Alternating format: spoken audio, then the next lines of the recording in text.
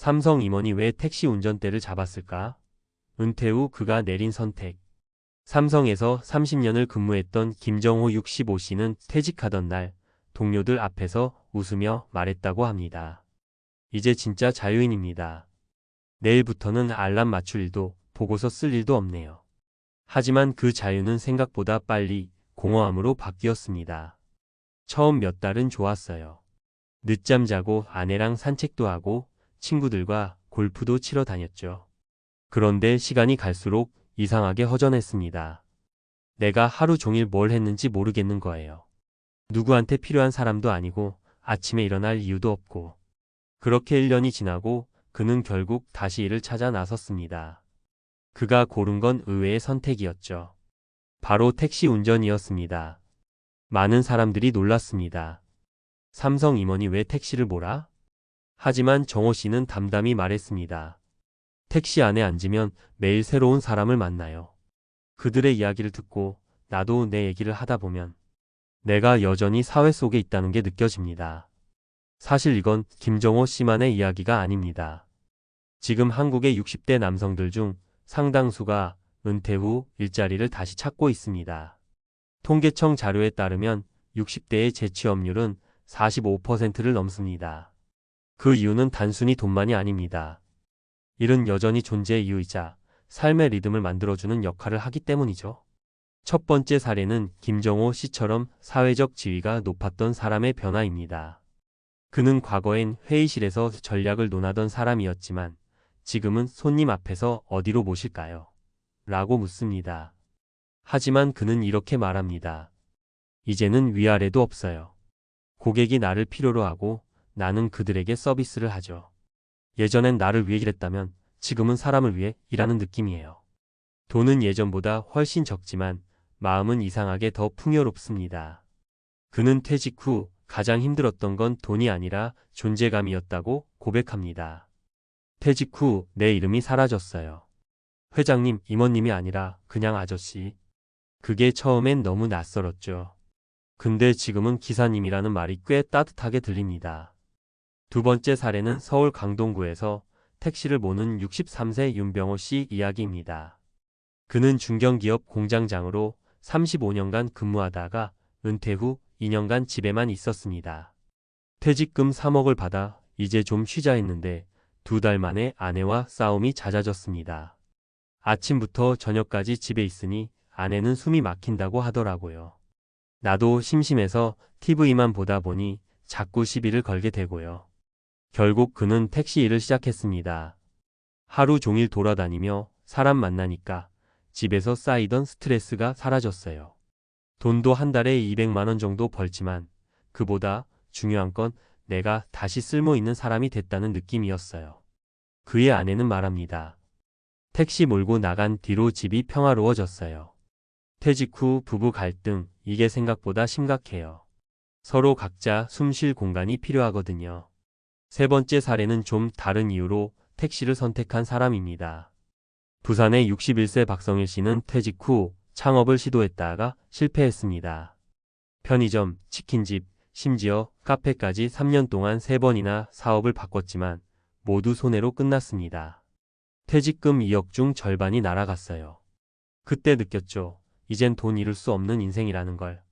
그는 결국 안정적인 수입이 보장되는 개인 택시를 선택했습니다. 창업은 꿈이 아니라 도박이더라고요. 택시는 나한테 딱 맞았어요. 투자도 크지 않고 몸은 힘들어도 리스크가 없죠.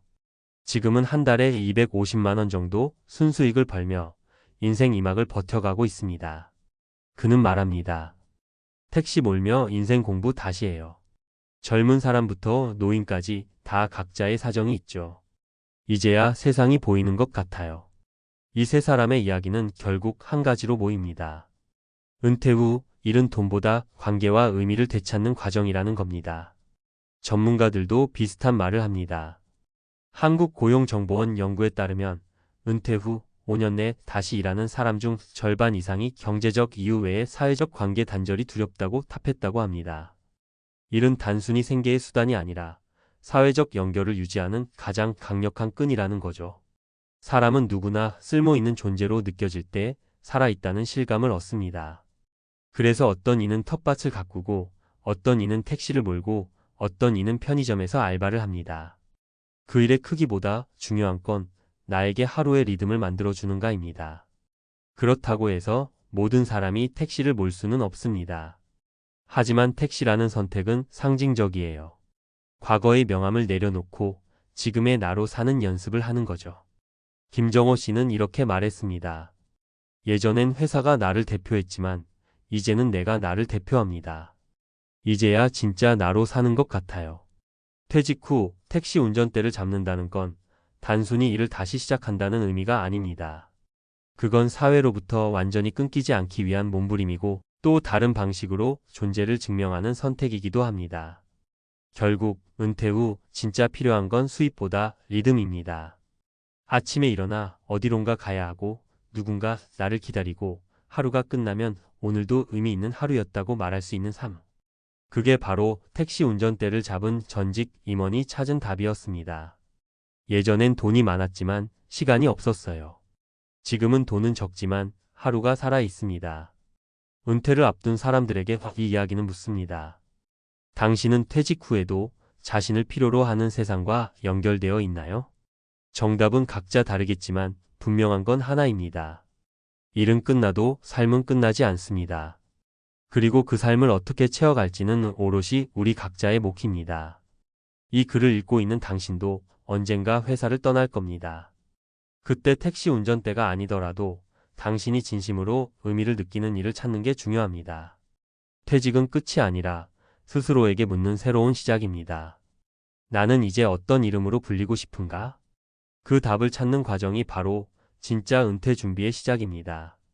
사람들은 종종 은퇴 후엔 아무것도 하지 않아도 된다고 착각합니다.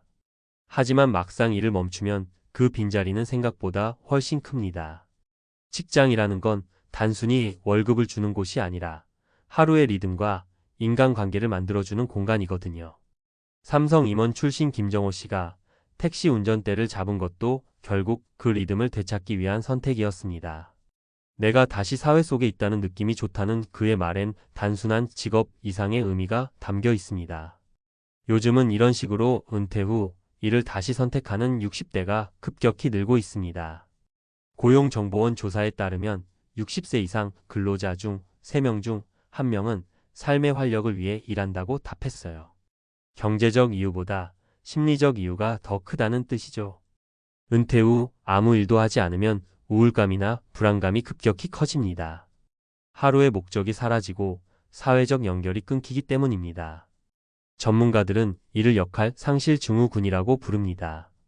평생 부장님, 임원님, 대표님으로 불리던 사람들이 하루아침에 아무도 자신을 부르지 않는 상황이 되면 그 공허함이 생각보다 깊고 길다고 합니다.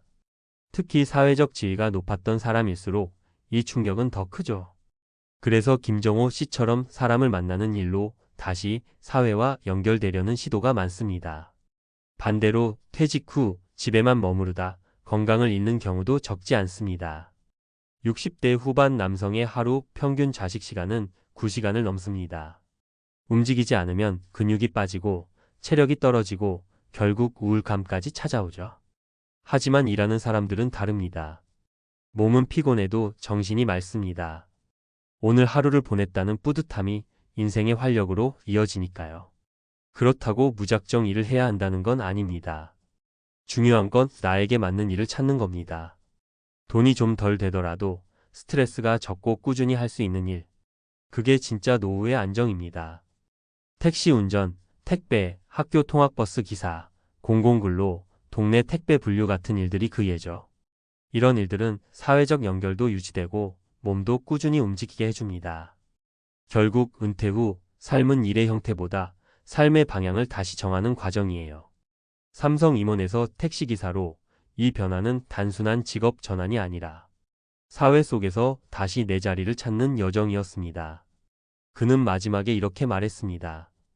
예전엔 성과로 나를 증명했지만 지금은 하루를 잘 살아내는 게 성과예요. 은퇴 후에도 삶은 계속됩니다. 이제는 승진이 아닌 균형, 경쟁이 아닌 의미를 향해 나아가는 시간입니다. 그리고 그 길 위에서 일은 여전히 우리를 세상과 이어주는 가장 든든한 다리입니다.